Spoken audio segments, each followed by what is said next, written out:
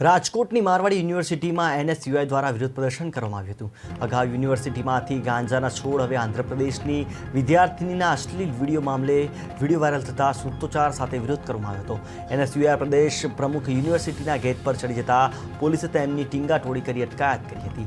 University પર રાજ્ય સરકારના શિક્ષણ વિભાગનો કોઈ જ કંટ્રોલ નથી, જેથી અમે અહીં વિરોધ કરવા માટે આવ્યા છીએ। આગામી સમયમાં જરૂર પડશે તો આ યુનિવર્સિટીના સંચાલકોનો ઘરનો ઘેરાવ કરતા પણ અટકશું નહીં।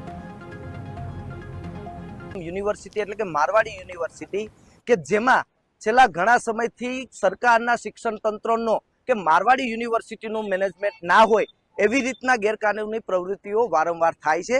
તાજેતરમાં જ જોઈએ તો હમણાં જ 4-5 દિવસ પહેલા એક વિદ્યાર્થીનીઓનો જે સમાચારના પત્રોથી જોવા મળ્યું હતું કે એક વિદ્યાર્થીની ઉપર રેગિંગ કરવામાં આવે છે અને આવા રેગિંગનો બનાવ પહેલી વખત નથી।